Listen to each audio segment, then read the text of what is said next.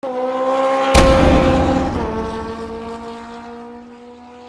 guys, I got my Ninja 250 and you can see I have a hole here and it's a nail, and then I have another one. This looks very flat. This is almost reminiscent of a dark side tire.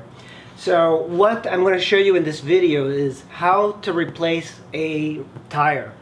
Normally I would plug it, but since this tire is already very worn and very old, I have a new tire and I'm going to install it. So stay tuned. First thing you're going to do, there's a cotter pin here. You can see it. It'll just kind of come up.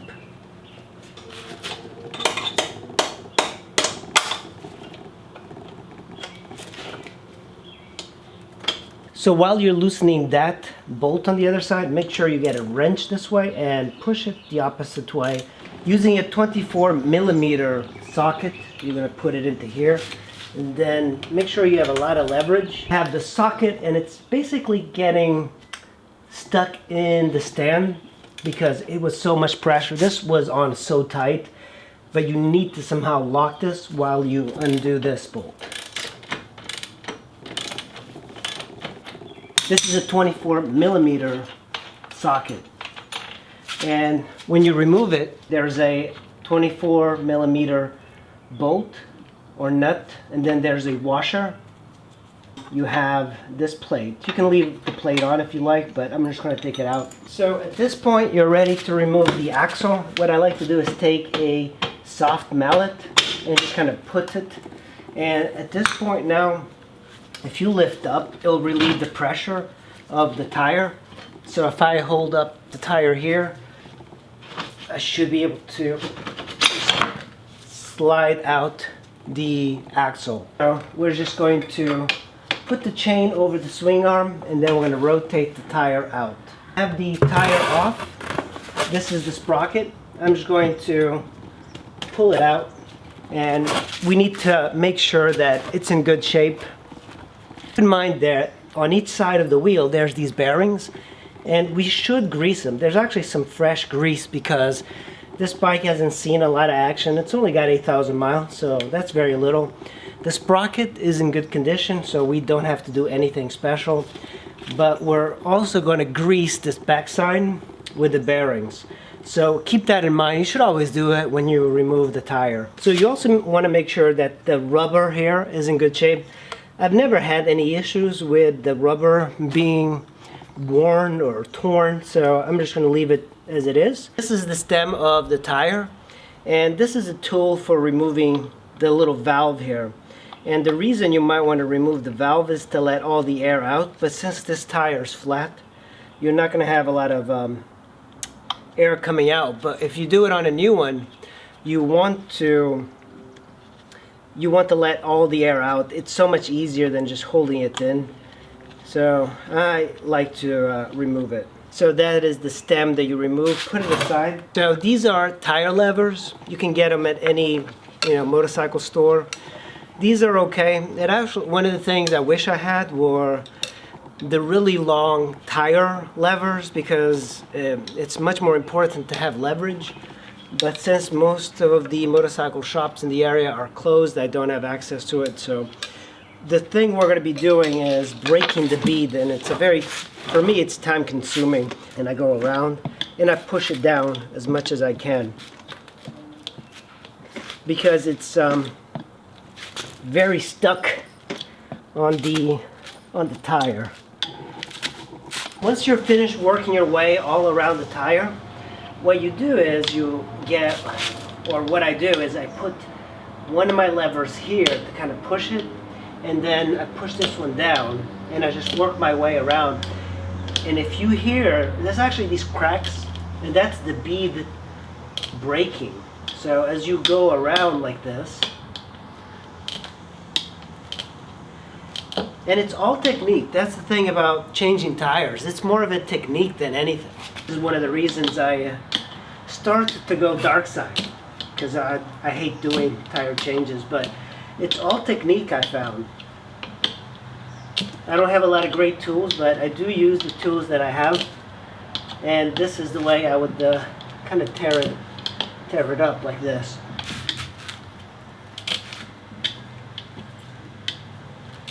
At this point I broke the bead, and now we have to work the tire out of the rim. And the way you do it is you put in one of these, maybe start in the back here. It doesn't really matter, whatever is easier.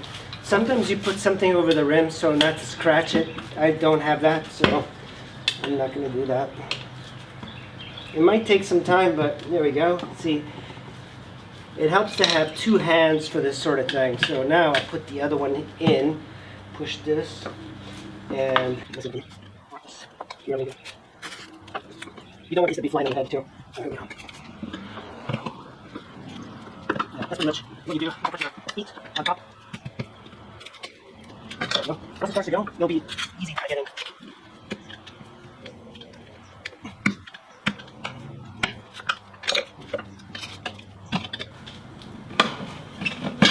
And that's one side.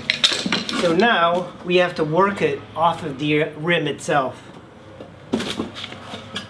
Now to get it off the rim, I have this bar here, and I'm gonna use this for leverage. And I'm just gonna like twist it this way and hold it. And then I'm gonna take the tire levers and I'm just gonna push it on the sides here with another arm, and it's already kind of coming off. Might be a little bit hard to see, but if I had a helper or somebody, I could do this much easier. So there we go. And here is the tire, and here's the rim.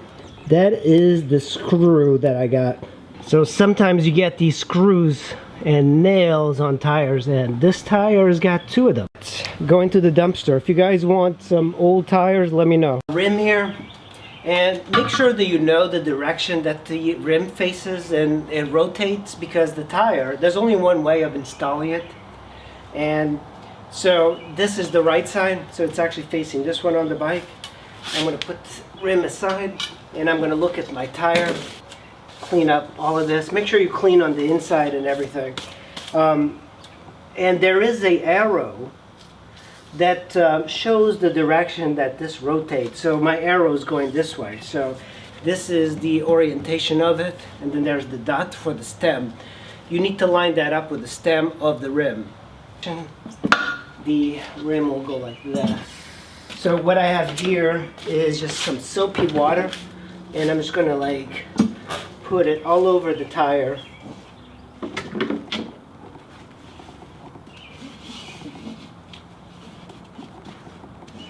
And all over the rim as well. Just kind of brush it over. That's going to help you get it in there. Then just kind of push it in.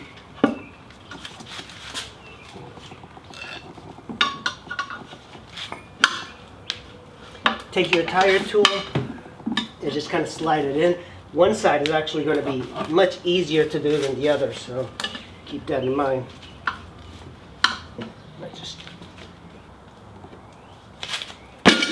There we go.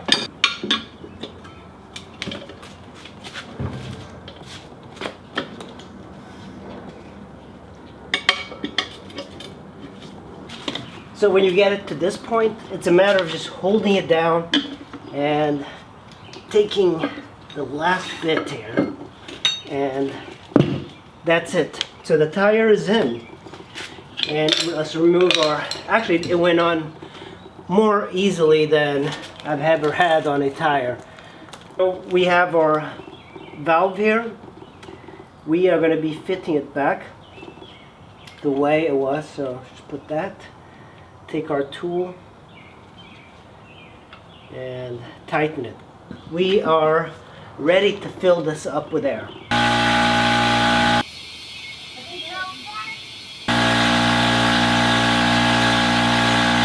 Alright guys, I finished putting air in the tire and it is ready.